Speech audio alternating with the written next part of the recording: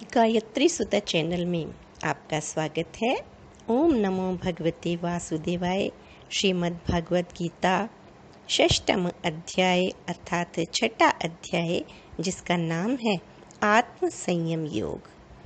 इस अध्याय में आत्म उद्धार के लिए प्रेरणा दी गई है। भगवत प्राप्त पुरुष के लक्षण बताए गए हैं और ध्यान योगी की महिमा का भी वर्णन किया गया है। जय श्री कृष्णा। छठा अध्याय आत्म संयम योग।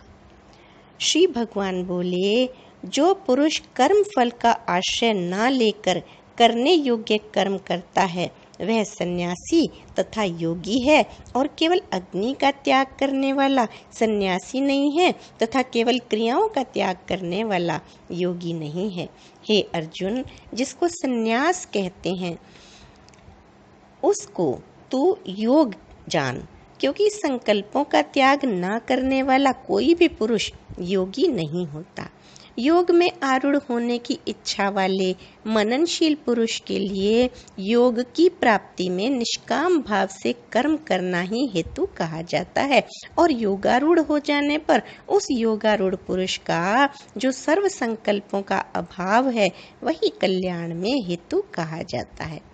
जिस काल में ना तो इंद्रियों के भोगों में और ना ही कर्मों में आसक्त होता है, उस काल में सर्व संकल्पों का त्यागी पुरुष योगारूढ़ कहा जाता है।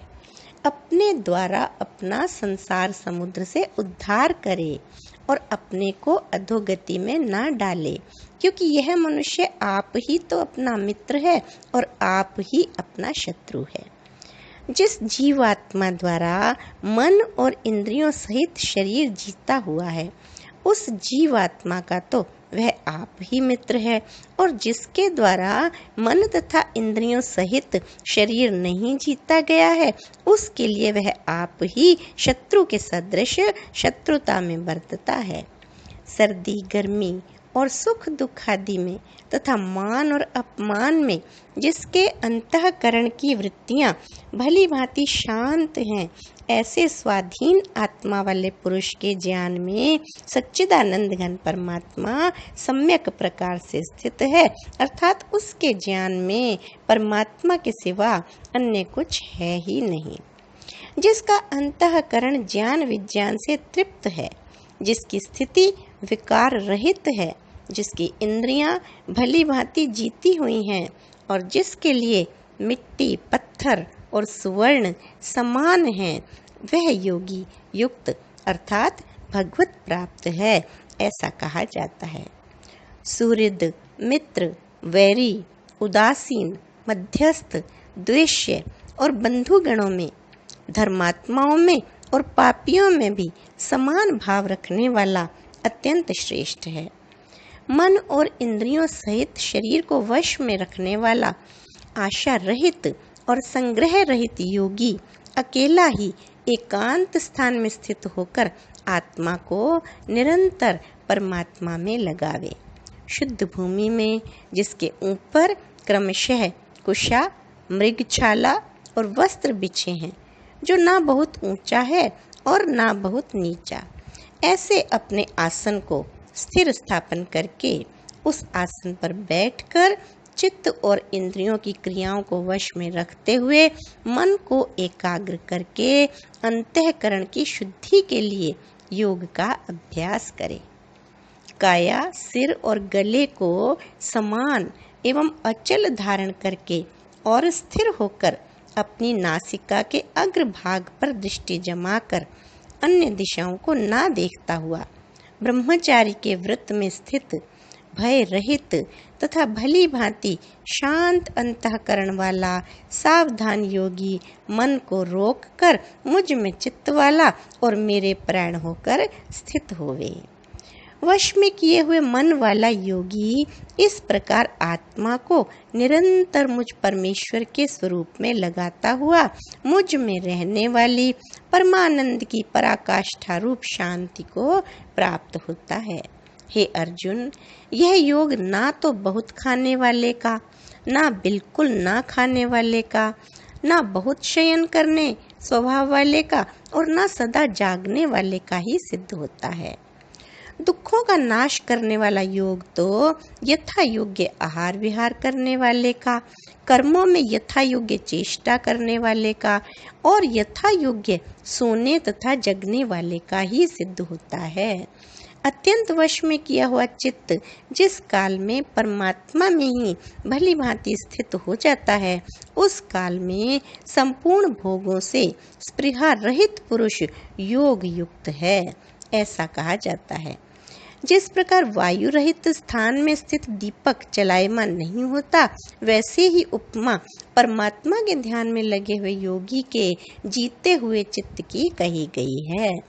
योग के अभ्यास से निरुद्ध चित्त जिस अवस्था में उपराम हो जाता है और जिस अवस्था में परमात्मा के ध्यान से शुद्ध हुई सूक्ष्म बुद्धि द्वारा परमात्मा को साक्षात करता हुआ सच्चिदानंद घन परमात्मा में ही संतुष्ट रहता है, इंद्रियों से अतीत केवल शुद्ध हुई सूक्ष्म बुद्धि द्वारा ग्रहण करने योग्य जो अनंत आनंद है, उसको जिस अवस्था में अनुभव करता है और जिस अवस्था में स्थित यह योगी परमात्मा के स्वरूप से विचलित होता ही नहीं, परमात्मा की प्राप्ति रूप जिस लाभ को प्राप्त होकर उससे अधिक दूसरा कुछ भी लाभ नहीं मानता और परमात्मा प्राप्ति रूप जिस अवस्था में स्थित योगी बड़े भारी दुख से भी चलायमान नहीं होता, जो दुख रूप संसार के संयोग से रहित है तथा जिसका नाम योग है, उसको जानना चाहिए। यह योग न उकताए हुए अर्थात धैर्य और उत्साह युक्त चित्त से निश्चय पूर्वक करना कर्तव्य है। संकल्प से उत्पन्न होने वाली संपूर्ण कामनाओं को निशेष रूप से त्याग कर और मन के द्वारा इंद्रियों के समुदाय को सभी ओर से भली भांति रोक कर क्रम क्रम से अभ्यास करता हुआ उस उपरति को प्राप्त हो तथा धैर्य युक्त बुद्धि के द्वारा मन को परमात्मा में स्थित करके परमात्मा के सिवा और कुछ भी चिंतन न करे। यह स्थिर न रहने वाला और चंचल मन जिस जिस शब्दादि विषय के निमित्त से संसार में विचरता है, उस विषय से रोक कर यानी हटाकर इसे बार बार परमात्मा में ही निरुद्ध करे। क्योंकि जिसका मन भली प्रकार शांत है, जो पाप से रहित है और जिसका रजोगुण शांत हो गया है, ऐसे इस सच्चिदानंद घन ब्रह्मा के साथ एक ही भाव हुए उस योगी को उत्तम आनंद प्राप्त होता है। वह पाप रहित योगी इस प्रकार निरंतर आत्मा को परमात्मा में लगाता हुआ सुख पूर्वक परम ब्रह्म परमात्मा की प्राप्ति रूप अनंत आनंद का अनुभव करता है। सर्वव्यापी अनंत चेतन में एक ही भाव से स्थित रूप योग से युक्त आत्मा वाला तथा सब में समभाव से देखने वाला योगी आत्मा को संपूर्ण भूतों में स्थित और संपूर्ण भूतों को आत्मा में कल्पित देखता है। जो पुरुष संपूर्ण भूतों में सबके आत्म रूप मुझ वासुदेव को ही व्यापक देखता है और संपूर्ण भूतों को मुझ वासुदेव के अंतर्गत देखता है, उसके लिए मैं अदृश्य नहीं होता और वह मेरे लिए अदृश्य नहीं होता। जो पुरुष एक ही भाव में स्थित होकर संपूर्ण भूतों में आत्म रूप से स्थित मुझ सच्चिदानंद घन वासुदेव को भजता है, वह योगी सब प्रकार से बरतता हुआ भी मुझ में ही बरतता है। हे अर्जुन, जो योगी अपनी भांति संपूर्ण भूतों में सम देखता है और सुख या दुख को भी सब में सम देखता है, वह योगी परम श्रेष्ठ माना गया है।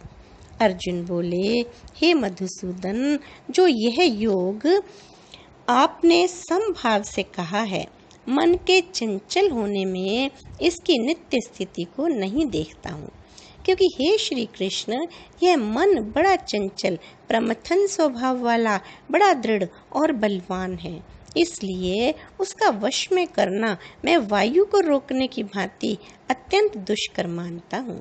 श्री भगवान बोले, हे महाबाहो, निस्संदेह मन चंचल और कठिनता से वश में होने वाला है, परंतु हे कुंती पुत्र अर्जुन, यह अभ्यास और वैराग्य से वश में होता है।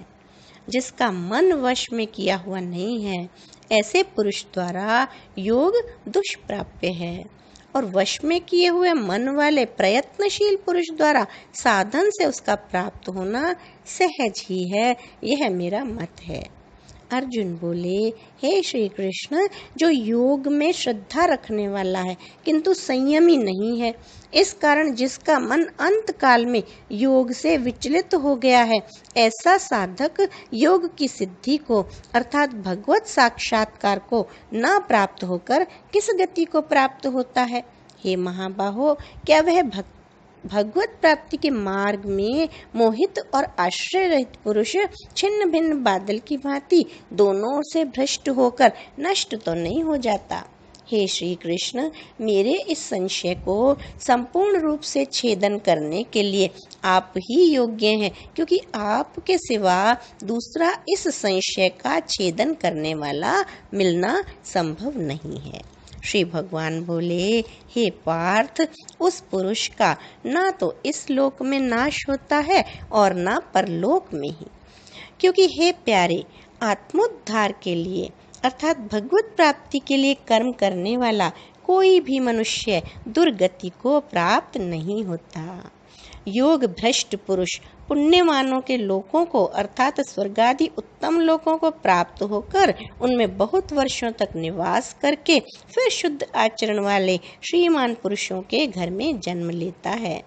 अथवा वैराग्यवान पुरुष उन लोकों में ना जाकर ज्ञानवान योगियों के ही कुल में जन्म लेता है, परंतु इस प्रकार का जो यह जन्म है सो संसार में निस्संदेह अत्यंत दुर्लभ है।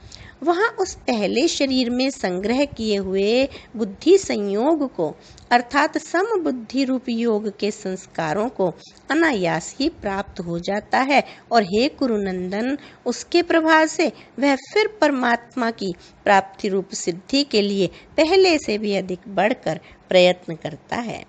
वह श्रीमानों के घर में जन्म लेने वाला योग भ्रष्ट पराधीन हुआ भी उस पहले के अभ्यास से ही निस्संदेह भगवान की ओर आकर्षित किया जाता है, तथा सम बुद्धि रूप योग का जिज्ञासु भी वेद में कहे हुए सकाम कर्मों के फल को उल्लंघन कर जाता है। परंतु प्रयत्न पूर्वक अभ्यास करने वाला योगी तो पिछले अनेक जन्मों के संस्कार बल से इसी जन्म में संसिद्ध होकर संपूर्ण पापों से रहित हो फिर तत्काल ही परम गति को प्राप्त हो जाता है।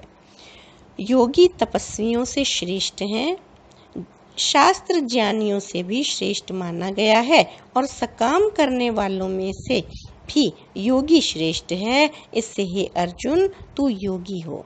संपूर्ण योगियों में भी जो श्रद्धावान योगी मुझ में लगे हुए अंतरात्मा से मुझको निरंतर भजता है, वह योगी मुझे परम श्रेष्ठ है। श्री गीता जी का 6वां अध्याय 6वां अध्याय आत्म संयम योग। ओम नमो भगवते वासुदेवाय। ओम नमो भगवते वासुदेवाय। ओम नमो भगवते वासुदेवाय। श्री कृष्ण गोविंद हरे मुरारी, हे नाथ नारायण वासुदेवा। श्री कृष्ण गोविंद हरे मुरारी, हे नाथ नारायण वासुदेवा। जय श्री कृष्ण।